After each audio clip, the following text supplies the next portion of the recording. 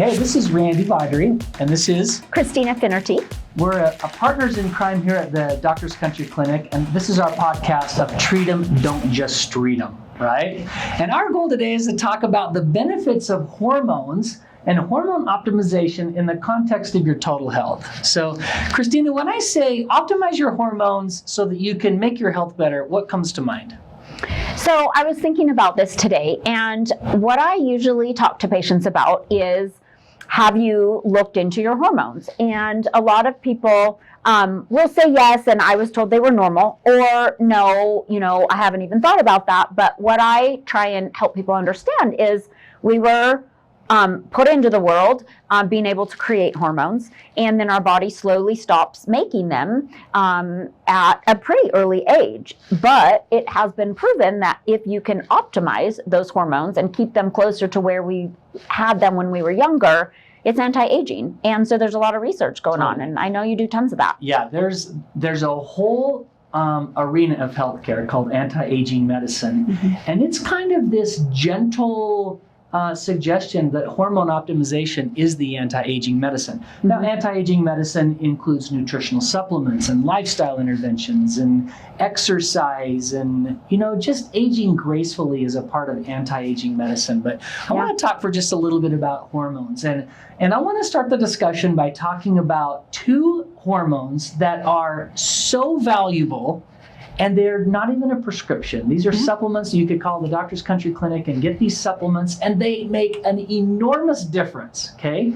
The first one is DHEA, okay? So, Christina, what are your thoughts about DHEA? Have you used that? Have you integrated it in your practice, or what types of things have you seen with DHEA?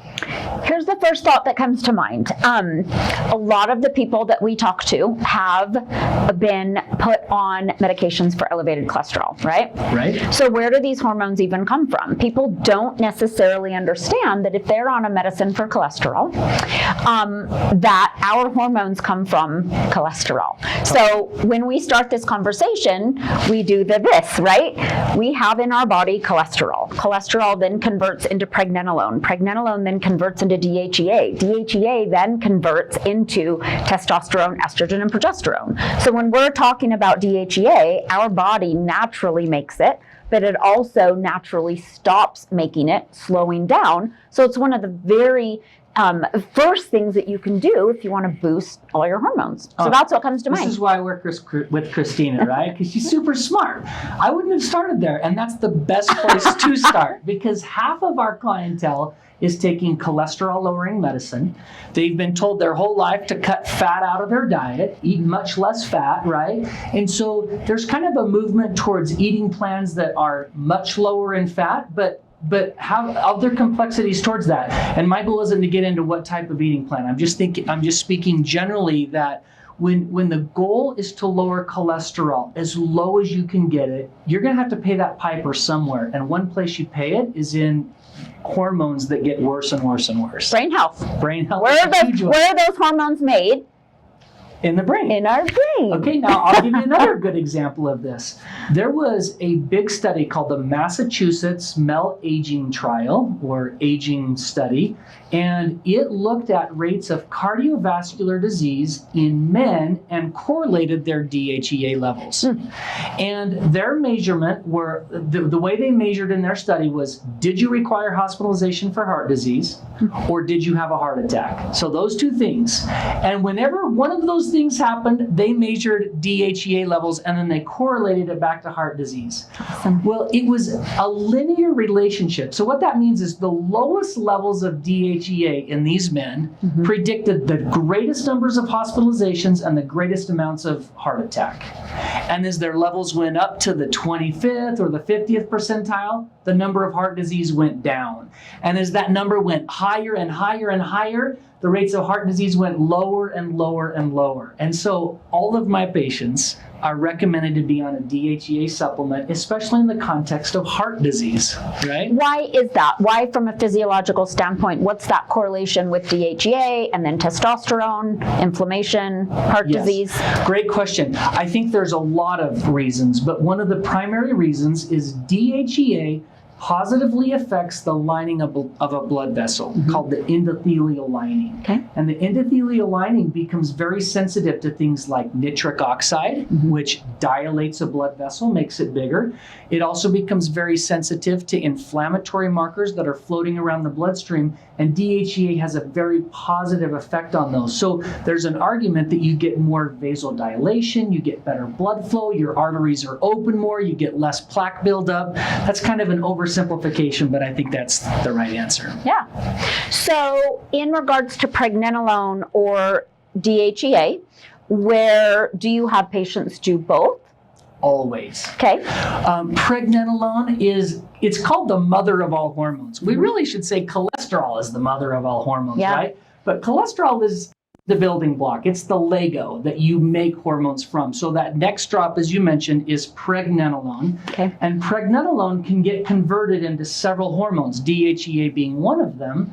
Allopregnenolone is another one. And allopregnenolone has research in all forms of medicine, research in the mental health arena, research in sleep disorders, research in anxiety disorders, research in traumatic brain injuries, right? So people who've hit their head or had tons of oxidative stress, pregnenolone can make a difference. And I think it's interesting, with just the last couple of years, 2 big pharmaceutical companies have patented drugs that are forms of pregnenolone. Really? I did not know that. Yes. One of them is used in postpartum depression. So when women just get really sad after having a baby, they're so discouraged. Many of them might need hospitalization.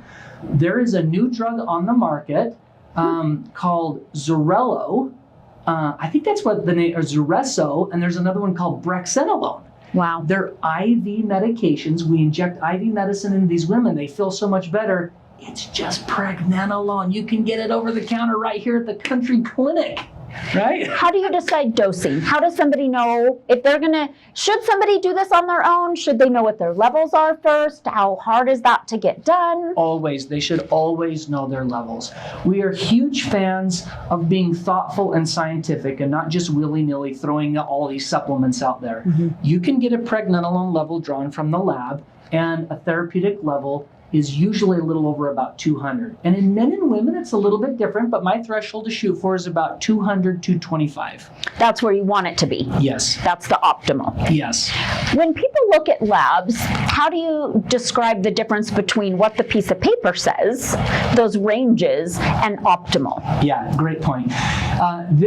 We could do a whole podcast on what's considered normal and what's considered optimal. So here's a really simple way. Labs, when the lab spits out what they say is the normal levels, they're contemplating, or they've factored in 12-year-old girls and 90-year-old women. And they factored in prepubescent boys and old men who drink beer all weekend long and are overweight couch potatoes watching football, right? So when you look at all of those levels, it's really complex to say what's normal or what's optimal. And so an easy way to do this is to shoot for the middle of the road.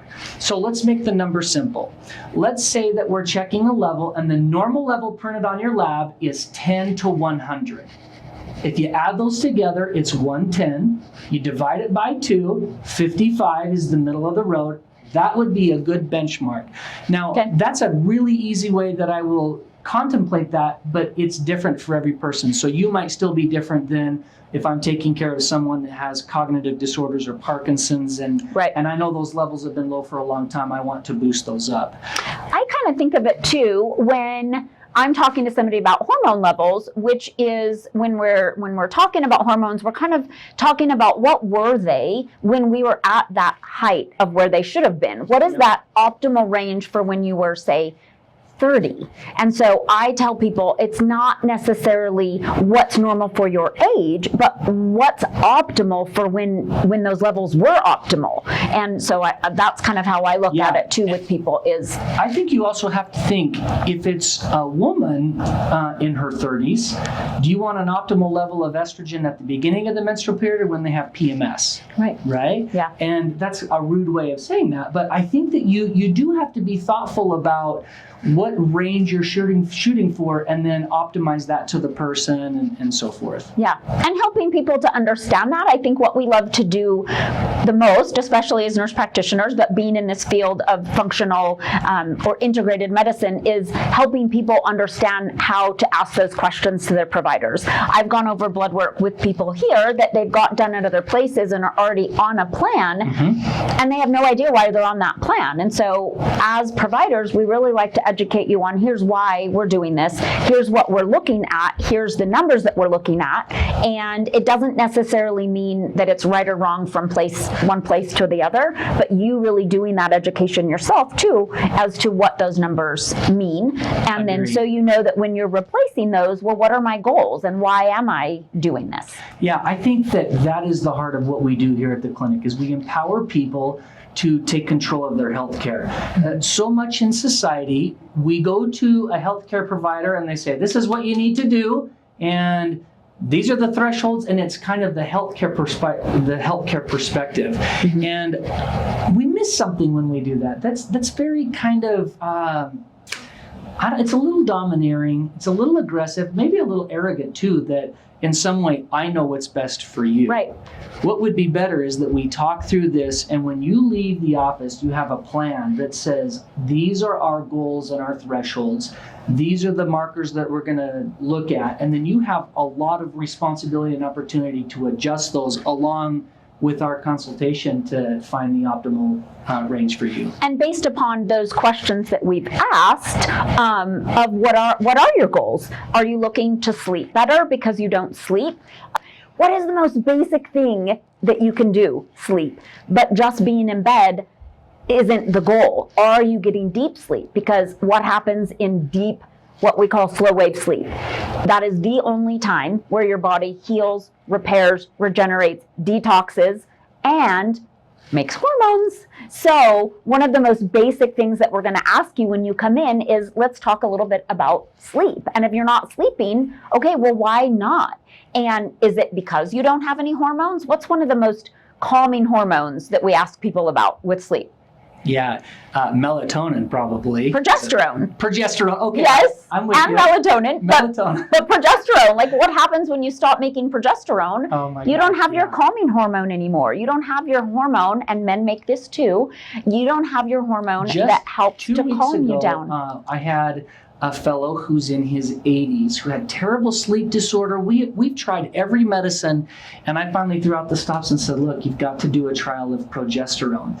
And Really? his wife thought, I don't know. No What do you way. think? Yeah, ordered it. I had him come back after 1 week, and he came back and said, man, I have laced together 5 hours of good sleep, and I have Wow. not had 5 hours of good sleep prior to that time. So progesterone is a huge benefit, guys included. Now, was he already on pregnenolone and DHEA?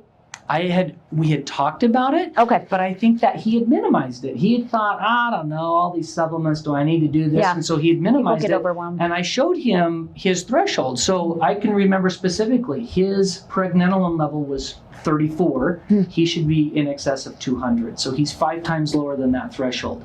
And so part of this discussion ought to be that most things in medicine to get better require an approach that has multiple Layers. variables. Not Lots just of one. layers. So It's complicated. it is. Yeah. So he had not been doing that, but he has since started. I've seen him evolve. So now he's on progesterone, pregnenolone, and DHEA. Awesome.